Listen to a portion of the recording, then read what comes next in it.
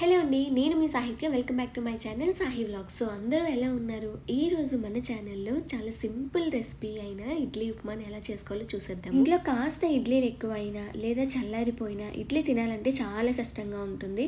అలాంటప్పుడు మిగిలిపోయిన ఇడ్లీని పడేయకుండా ఈ ఇడ్లీ ఉప్మాని అయితే ట్రై చేయండి. చాలా టేస్టీగా ఉంటుంది. ఈ ఇడ్లీ ఉప్మాకి చాలా మంది ఫ్యాన్స్ అయితే ఉన్నారు. ఇంత యమ్మీగా ఉండే ఇడ్లీ ఉప్మాని ఎలా చేసుకోవాలో చూసేద్దాము.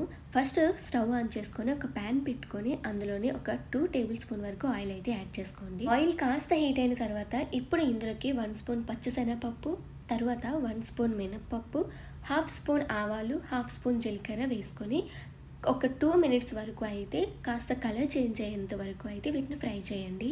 ఇలా కాస్త కలర్ చేంజ్ అయిన తర్వాత ఇప్పుడు మీరు ఇందులోకి ఎండుమిర్చిని అయితే యాడ్ చేసుకోండి. 2 ఎండుమిర్చి యాడ్ చేసుకుంటే సరిపోతుంది.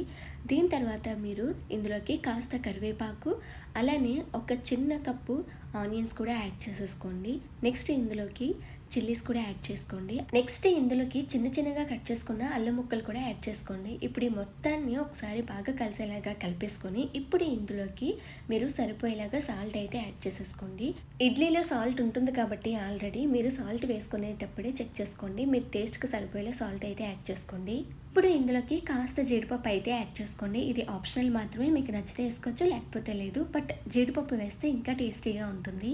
ఇప్పుడు వీటన్నిటిని ఒక 5 మినిట్స్ వరకు అయితే ఫ్రై చేయండి. ఇలా కలర్ చేంజ్ అయితే సరిపోతుంది. ఇప్పుడు ఇందులోకి ఒక పించ్ కలర్ కోసం పసుపు అయితే యాడ్ చేసుకోండి. పసుపు కూడా యాడ్ చేసిన తర్వాత ఒకసారి మొత్తం అంతా కలిపేసుకొని మనం పక్కన ఫస్ట్ ఇడ్లీని అయితే ఇలాగ స్మాష్ చేసుకొని పక్కన పెట్టేసుకోవాలి. దాన్ని ఇప్పుడు ఇందులోకి అయితే యాడ్ చేసేసుకొని మొత్తం అంతా బాగా కలిసేలాగా అయితే కలిపేసుకుంటే ఎంతో టేస్టీగా ఉండే ఇడ్లీ ఉప్మా అయితే రెడీ. ఇడ్లీ ఉప్మాని మీరు ట్రై చేసి మీకు ఎంత బాగా వచ్చిందో కామెంట్ చేయండి. ఈ వీడియో నచ్చిందని అనుకుంటున్నాను. మీకు కనుక నచ్చితే లైక్ చేసి సపోర్ట్ చేయండి. నెక్స్ట్ వీడియోలో మళ్ళీ కలుద్దాం.